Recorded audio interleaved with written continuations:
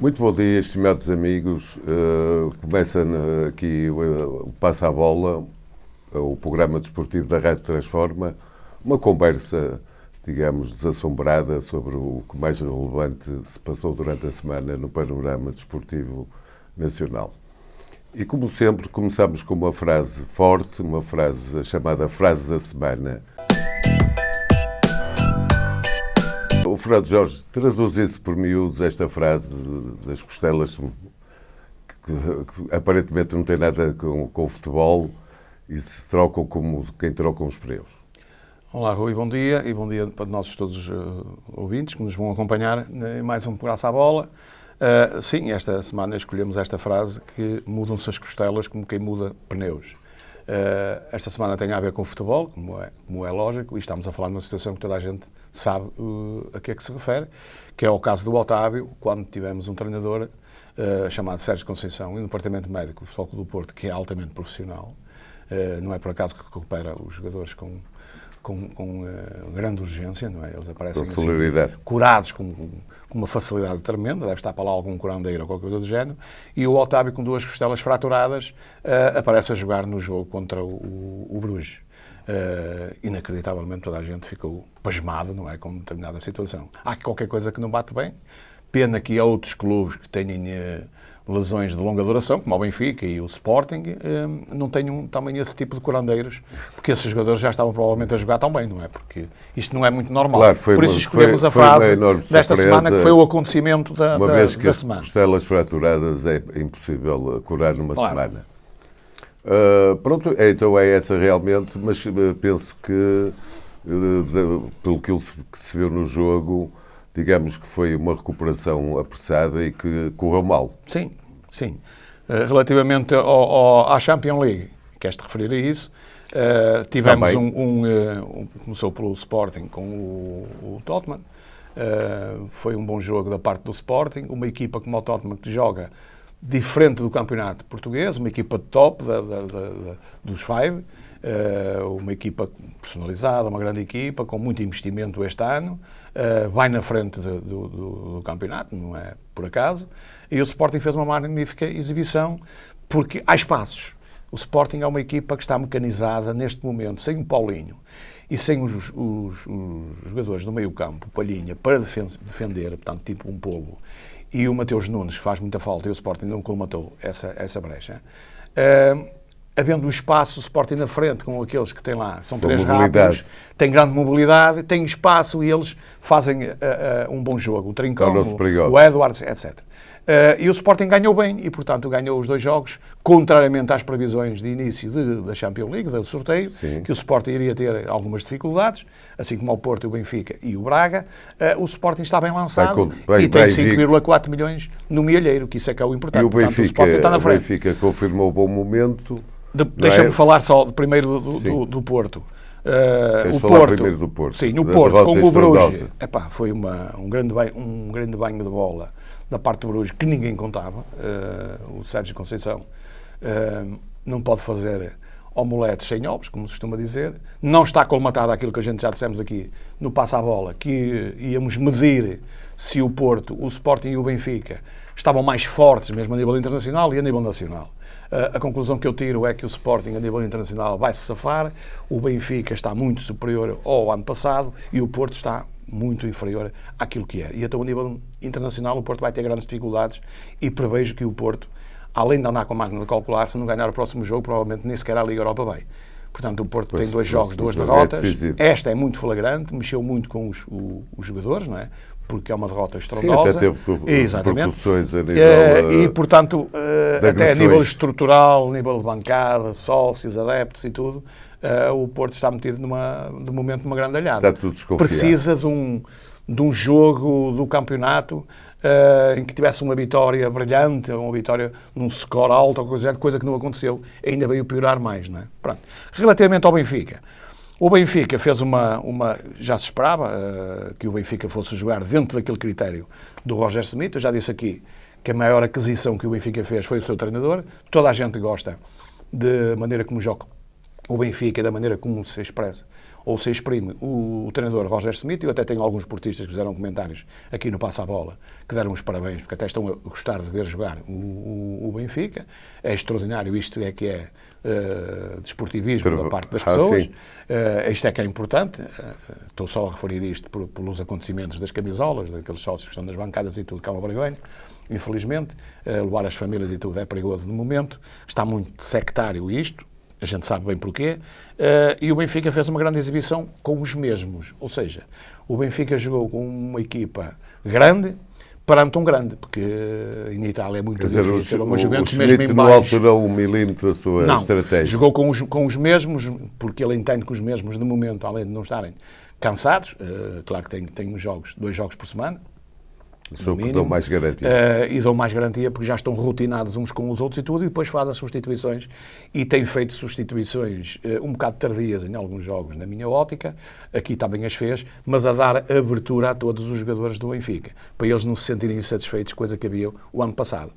O fundamental é que este treinador conseguiu, com a maioria dos jogadores, porque o Benfica fez 10, 11 aquisições, mas não estão todos a jogar, das aquisições, com os mesmos estão a jogar muito melhor, nestes casos concretos. O Florentino, que não estava lá, está um jogador totalmente diferente. O João Mário é paradigmático, porque o João Mário está na melhor forma, nem no Sporting com o Jesus está nesta forma, portanto está defende, ataca, marca golos, com esta determinação. É a maneira como joga a equipa também o ajuda. O próprio Gonçalo Ramos, que não passava no suplente com o melhor treinador do mundo, ou que se gabava disso, não passava no suplente, e se calhar se ele continuasse, ele se calhar tinha sido dispensado, ou ia para a B, e agora é um jogador fundamental. Este António Silva é de louvar, que é um jogador que veio da B, tem lá outros consagrados e estão no banco, um até já foi embora, porque viu que não tinha lugar, e vai ser difícil ter o lugar ao António Silva, o Otamendi, ou seja, todos os jogadores que estavam lá o ano passado, Rafa Silva e tudo, estão muito melhor do que o que estavam agora o Braga, que mantém uma excelente carreira. Pronto, e o Benfica também, contrariamente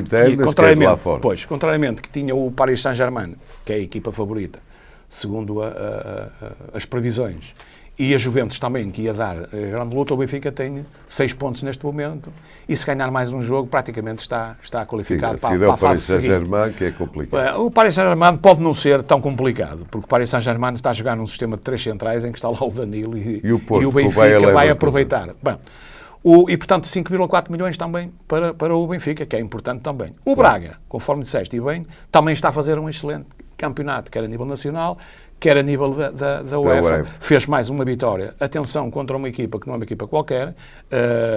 O União de Berlim vai na frente do campeonato alemão e, portanto, está tudo dito, não é? Não é um campeonato como o nosso. É uma equipa difícil. O Braga jogou bem, claro, não concretizou algumas oportunidades.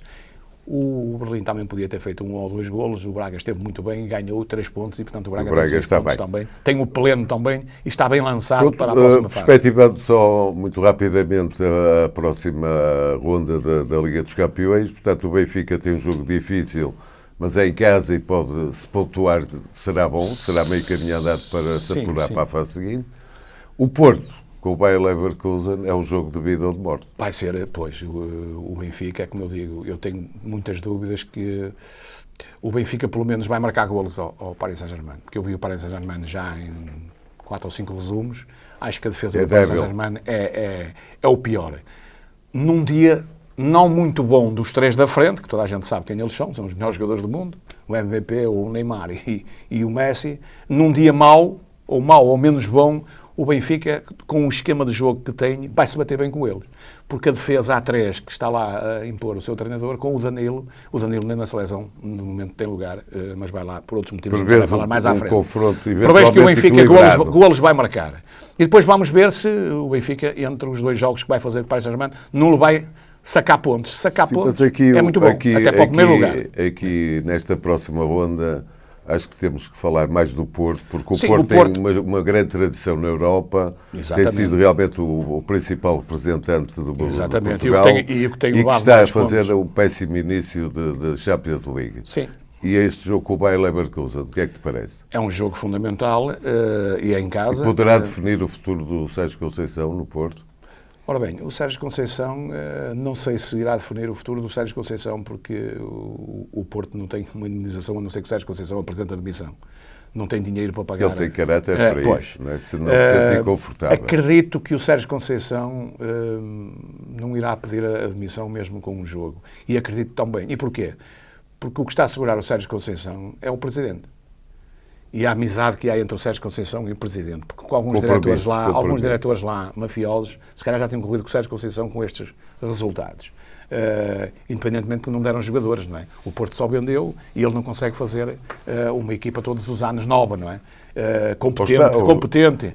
Pode vir a fazê-lo. Não é muito difícil. É muito difícil. Se não for ao mercado em janeiro, é muito difícil. Uma fase Agora, o que eu acho é que está muito pendente do Presidente do Porto. Eles estão muito agarrados um ao outro.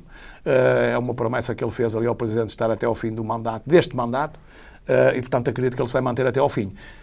Porque o Sérgio Conceição, além dos resultados serem nefastos até agora, ou maus resultados para o Porto, para aquilo que o Porto estava habituado, teve uma oportunidade de sair do Porto, que foi este caso que se deu da agressão à família, não é? Pois. Portanto, isto era um caso paradigmático para o Sérgio Conceição pôr lugar à disposição, atendendo aos maus resultados. Não o fará. Se não o pôs, dificilmente o fará. A não ser que hajam grandes derrotas, não é? Do Porto. E prevês esse jogo do... Prevejo um jogo muito difícil, porque eu acho que o Porto está muito mais fraco. O Porto não conseguiu colmatar o meio-campo do Vitinha, não é por acaso que o Vitinha é titular, não digo quase indiscutível do Paris Saint-Germain, mas quase, tem jogado a maior parte dos jogos, e faz muita falta no meio-campo do Porto. E o Fábio Vieira também, que foi outro que eu disse aqui já há 4 anos, que ia ser um grande jogador, está a começar a ganhar o seu lugar também no Arsenal. O Porto não conseguiu colmatar. E o Mbemba, que toda a gente está esquecido do Mbemba, que fez uma época extraordinária. Não foi o Pepe, porque é preciso terem atenção que o Pepe está a jogar bem, mas o Pepe tem mais um ano, tem quase 40. Sim. E tinha uma grande muleta ali, era um jogador rápido, um jogador que o ano passado deu 12 pontos ao Futebol do Porto, experiente, estava bem, e portanto não foi colmatado ainda essa brecha. São 3 brechas. É um bom jogador, mas ainda está-se a adaptar ao clube, à pressão que o clube exerce, etc. E portanto ele vai lá, é um ótimo jogador também, mas vai demorar o seu tempo. E o Porto está com essa dificuldade. É um jogo do mata-mata. Se o Porto perder com o Leverkusen, fica com 0 pontos. E sujeita-se a ficar fora da Liga Europa, como eu já disse. Então vamos ver. Fazendo a ponte para o campeonato, também, para mim, a jornada anterior, não é? Foi paradoxal. Porquê? Porque o Benfica, digamos, confirmou que realmente já é uma equipa muito moralizada e que pratica um bom futebol. O Porto manteve as dificuldades, portanto, porque chega ao Estoril e faz um jogo confuso, um jogo nervoso, um jogo em que consegue só na parte final, através de um penalti indiscutível, mas desnecessário, consegue empatar o jogo, do mal ou menos, mas isso também não é um bom resultado para o Porto, dado até estar em desvantagem. E depois tivemos um Sporting, e que eu penso que tu vais debruçar mais sobre isso, porque foi o jogo que tu viste mesmo presencialmente. O Sporting veio de uma vitória histórica, com um Tottenham realmente um grande da Europa, pelos jogadores que tem, pelo investimento e por pertencer realmente à Premier League, que é a liga mais mediática do mundo. Perde com retumbância no Bessa e, segundo a tua opinião, parece que foi um resultado natural. Sim. Embora completamente inesperado. Sim. Deixa-me só dar aqui 3 toques relativamente aos jogos que tu disseste. Subscrevo quase totalmente, só 2 penadas. O Estoril-Porto. O Porto só não foi mais gravoso porque o Estoril tem um treinador que é pouco ambicioso. Já esteve no Benfica, eu sempre disse que ele não tinha qualidade para treinar o Sport Lisboa e o Benfica. E o Estoril, um clube do meio da tabela, vai fazendo alguma coisa. Tem lá grandes jogadores e eu dou aqui uma dica ao Roger Smith, que acredito que ele esteja focado no Tiago Gouveia, porque o Tiago Gouveia fez gato sapato da defesa do Porto. Depois jogaram um bocado na retranca quando fizeram o golo.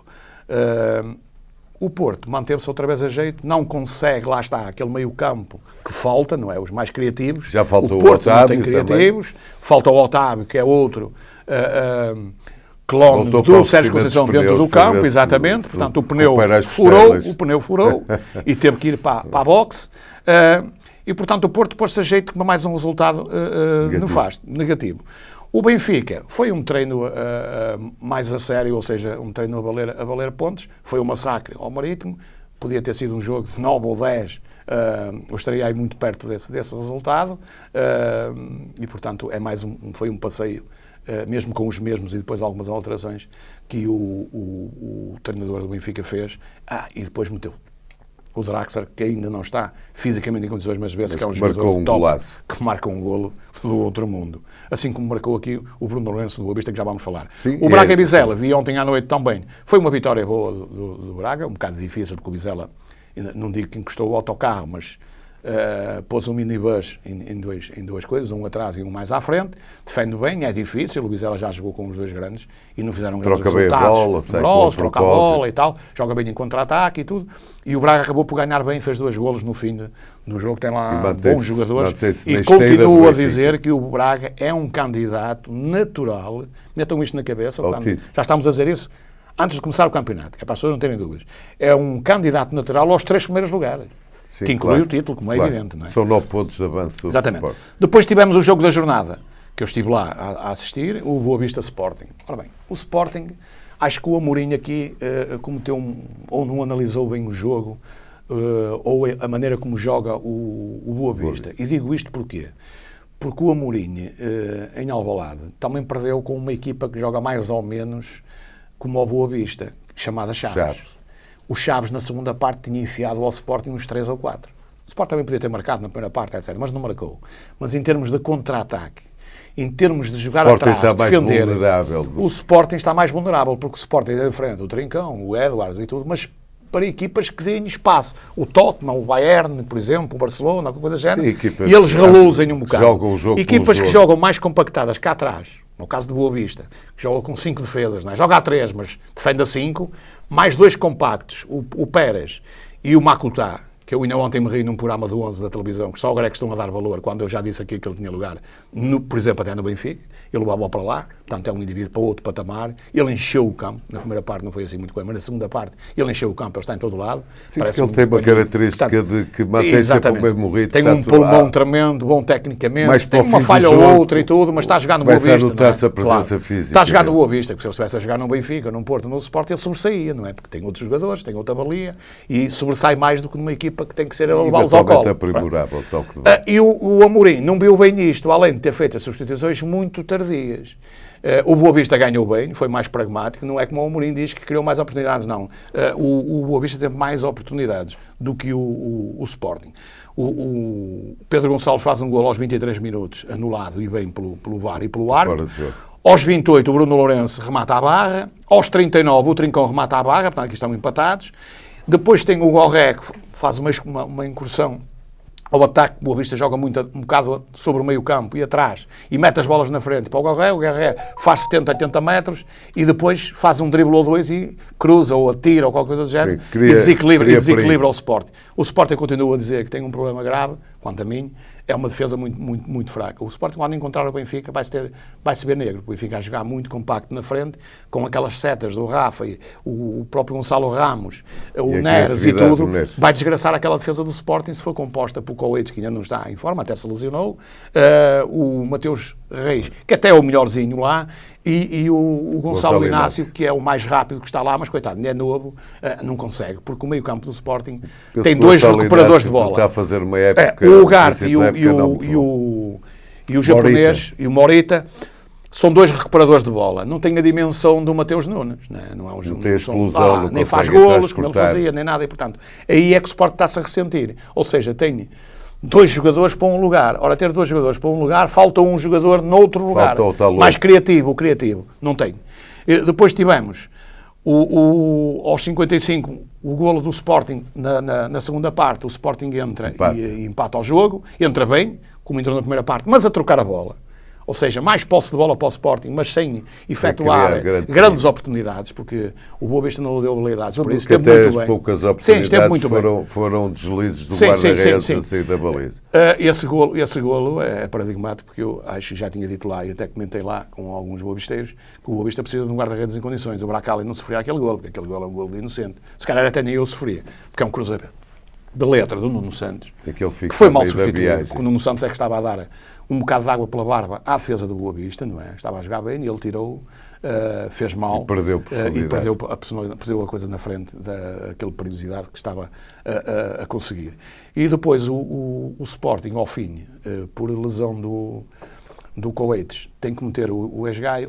O ex-gaio, com a experiência que tem, não pode fazer uma coisa daquelas, tem que ter mais cuidado. Provoca um penalti, é no fim do jogo e perdem o jogo. Mas é uma grande vitória do Boa Vista. Não há nada a dizer até da arbitragem. Sim, na arbitragem não há nada a dizer. Uma grande vitória do Boa Vista, uma grande vitória do Petit, porque também sem grandes ovos está a fazer uma boa molete sem grandes exatamente, ovos. Está a fazer um bom campeonato. No fundo do campo. Há 15 ou 20 anos que o Boa Vista não entrava desta maneira, acho que salvo há 26 anos ou 27, teve um resultado mais ou menos igual quando foram vice-campeões, alguma coisa do género, e no ano que foram campeões, mesmo assim não fizeram os pontos. Põe a equipa a jogar a bola, o Boa Vista não joga só na retranca, nem bolas para a frente, o Boa Vista troca a bola, joga a bola, já se vê futebol. Quando antigamente, antes do Petit chegar, era um futebol entediante, que era bolas na frente, era salve-se quem puder, bolas lá para a frente, a ver se marcavam um golo ou alguma coisa do género. Não, o Boa Vista troca a bola. E é muito difícil qualquer equipa que chegue ali e não vista o fato de macaco. Quem chegar ao Bessa e não vestir o fato de macaco e correr tanto como os jogadores do Boa Vista, terá dificuldades para ganhar o jogo. Vamos aguardar o Petit está a devolver o orgulho aos boavisteiros. E está mais treinador do que aquilo que era. E, portanto, relativamente à classificação, fazendo a ponte já para a próxima jornada, uma vez que fará parte da nossa conversa entre nós, portanto, vamos ter pelo menos dois jogos importantíssimos. Vamos ter a deslocação do Benfica a Guimarães, que é sempre um campo tradicionalmente difícil para todos os clubes que lá vão, e depois temos um escaldante Braga-Porto. Não, Porto-Braga. Porto-Braga?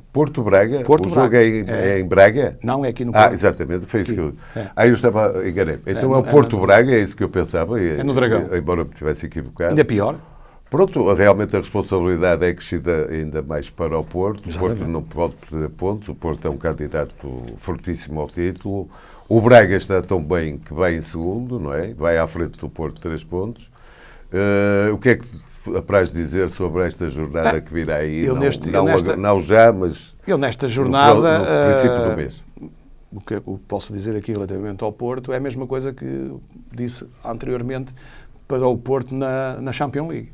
É um jogo de mata-mata, porque se o Porto perder aqui com o Braga ou até mesmo empatar, o Porto sujeita-se muito difícil a apanhar depois o Benfica da maneira como está a jogar e que também teve jogos mais acessíveis. Sim, mas e o Braga consolida-se. E o Braga consolida-se, fica ali. Não é? Uma derrota do Braga, ok, pode relançar o Porto até animicamente e tudo. Portanto, é um jogo fundamental para o Futebol Clube do Porto. São dois jogos. O Bayer Leverkusen e o Braga. O Porto tem que os ganhar. Do ponto de vista mental, são finais. Até para a evolução da própria equipa e tudo, e para o Sérgio Conceição sossegar um bocado as massas. E parar um pouco a Conceição. E, portanto, vamos ver. Vai ser um grande jogo, acredito que vai ser um grande jogo. Espero uma grande arbitragem aqui, porque isso é fundamental. Senão, que não desequilibre para um lado ou para o outro. O Braga vai dar muita luta. Acredito que o Braga vai ser difícil o Porto ganhar ao Braga. O Braga está a jogar muitíssimo bem. Tem banco que não tinha o ano passado. E eu já disse aqui e volto a frisar, mesmo com a saída do Ricardo Horta, neste momento, se tivesse ido para o Benfica, o Braga continuava com um grande plantel. Bem, mas ele não saiu e ontem fez um grande golo. Um grande golo também, e as jogadas que ele faz e tudo, portanto, é um jogador acima da média. O Braga tem lá outros, foi comprar o Racic agora, que é um jogador extraordinário. Ontem nem se deu fé do Alves Musrati. Ele é muito mais jogador que o Alves Musrati. Para mim, na minha opinião, um jogador fantástico. O Braga foi buscá-lo de borla, praticamente. Sim. Vai pagar 2 milhões ou 3, ou coisa do género. É o grande segredo da gestão do Atar de Salvador. Tem ali um grande jogador de futuro. Vai ficar com ele, provavelmente, porque o gajo, além de um calmeirão, é um jogador dotado tecnicamente. Ele não tem lá uma jogada de limpa 3 indivíduos do meio campo, mas com uma facilidade tremenda, não é? Mete bem a bola. Poderá ser um destaque também do campeonato. É um destaque do campeonato, de certeza absoluta. Eu já tinha dito isto. Como é que o Braga e outros clubes conseguem ir buscar estes jogadores, o Chaves e outros, e um Benfica e um Porto e um Sporting às vezes não vão buscar estes jogadores baratos. Pois, mas a gente sabe muito bem porquê, porque aqui está metido o Jorge Mendes para uns e não está metido para outros. E o Benfica vai com a 13ª vitória, achas que vai ser a 14ª em Guimarães? Sim, o Benfica em Guimarães, contrariamente àquilo que tu disseste, que vai ser um jogo difícil, eu acho que vai ser um jogo fácil. O Guimarães comete muitos erros defensivos, está a jogar muito mal defensivamente, tem um treinador para mim que não tem estaleca para treinar o Guimarães, e depois o Guimarães também vendeu os melhores jogadores, não é? E agora vendeu o André. Sim, o Guimarães está pauperado. Portanto, foram buscar o André com 34 anos, mas ele já não dava nada, alguns problemas que ele criou lá e tal. Para estar a jogar a titular, estamos a ver que o Guimarães está muito mais fraco. O Guimarães é uma equipa para, nem nos 7, 8, os 10 primeiros não entram ao Guimarães este ano. Sim. Na minha ótica, com os jogadores que tem, a não ser que em janeiro vá ao mercado. Da tabela sim, para baixo. Depois tem muitos miúdos, está a lançá-los e tudo, porque não há dinheiro, não é? Não havendo dinheiro, o Moreno também não pode fazer grandes milagres. Portanto, acredito que o Benfica, da maneira como está a jogar, compacto, um futebol simples, em que toda a gente percebe o que é que eles jogam, vai chegar lá a Guimarães e despacha-os. Num dia bom, despacha-os com 2 ou 3 golos com uma facilidade tremenda. Não acredito no Guimarães. Acho que se fosse mesmo para o Braga, era o jogo mais difícil, ou ir a Chaves, por exemplo, era mais difícil do que o Benfica ir a Guimarães, neste Guimarães de momento. E depois temos um Sporting também, com o Gil Vicente. O Gil Vicente, eu já disse aqui, volto a frisar, ainda agora só não perdeu porque não calhou, embora sim, até merecesse o empate, segundo eram as crónicas, mas o Gil Vicente mal metade do ano passado. Não em termos de treinador, que eu considero o Iber um grande treinador. Ainda não lhe deram a oportunidade de treinar uma equipa e um projeto. Houve jogadores mas nucleares a maior que parte saíram. dos jogadores nucleares saíram da equipa, não é? E como saíram da equipa, o Gil Vicente está a metade. Então prevês que o Sporting, com maior ou menor dificuldade, ganhe também o jogo. tem que se agarrar até por esta derrota no Bessa, senão eu penso que o Sporting já pôs um prego em termos de título para este ano, penso que o Sporting já nunca mais lá vai. Era épico, uma equipa com 11 pontos. Não é só 11 pontos sobre o Benfica, é 11, 9 do Braga, 8 do... portanto, por aí fora. Portanto, é muito difícil o Sporting. O Sporting tem que jogar jogo a jogo, como diz o seu treinador, e muito bem, o Rubem Amorim, mentalizar os jogadores, rapaz, vamos jogo a jogo, vamos amealhando pontos e temos que lutar para os 3 primeiros lugares, que é o que dá dinheiro na Champions League. E é o último ano que dá dinheiro, porque depois, em 2024, a plataforma da Champions vai modificar. Então a gente sabe. Portanto, temos isto mais ou menos a linha base. Portanto, o campeonato da Liga vai parar uma semana devido a compromissos da Seleção Nacional, não é? Sim. A Seleção Nacional vai jogar para a Liga das Nações, vai jogar fora com a Checoslováquia, depois recebe a Espanha. O que é que tens alguma crítica a fazer ao Fernando Santos sobre a seleção que fez dos jogadores? Bem, e depois temos este facto novo, muito recente, em que o Rafa declinou representar a seleção alegando motivos pessoais. Sim.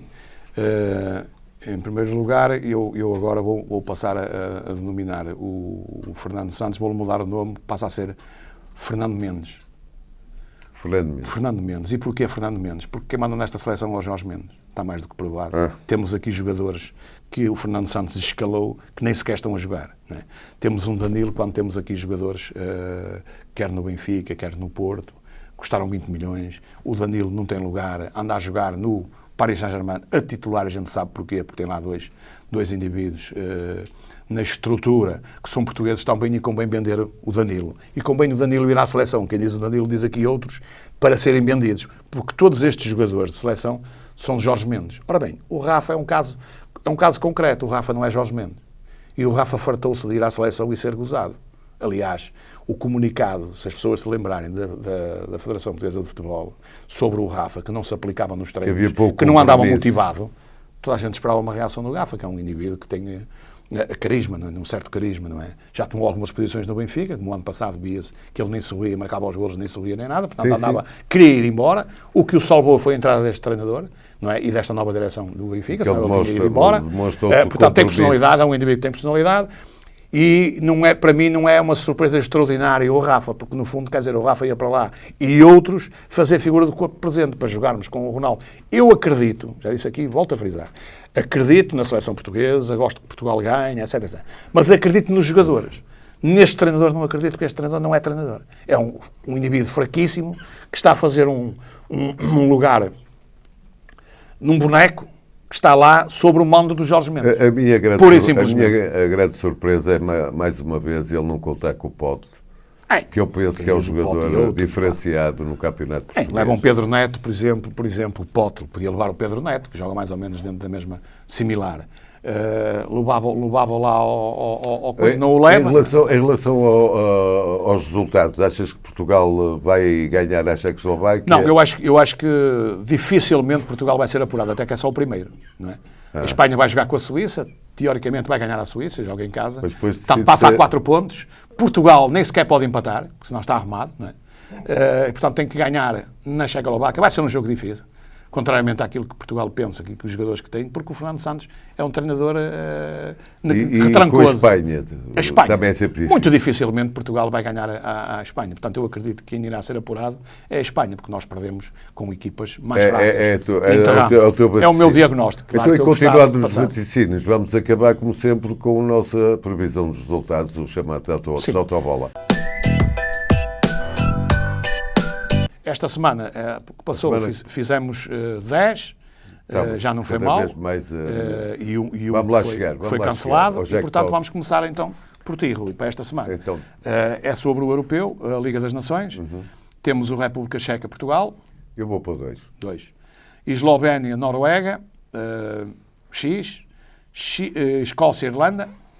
Vou pôr 1. Chipre, Grécia, 2. Espanha, Suíça. 1. Israel, Albânia, 1. Sérvia, Suécia.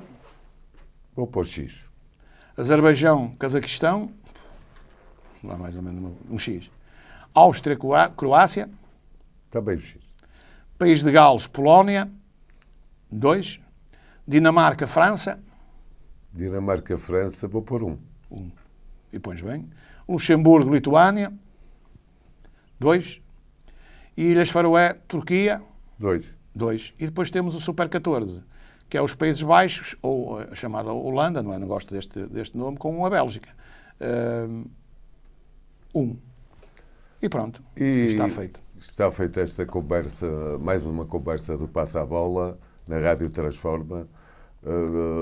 Vou continuar a apelar, porque até é gratuito, à vossa compreensão de subscrever o canal e seguir-nos nas redes sociais e desejando-vos uma ótima semana.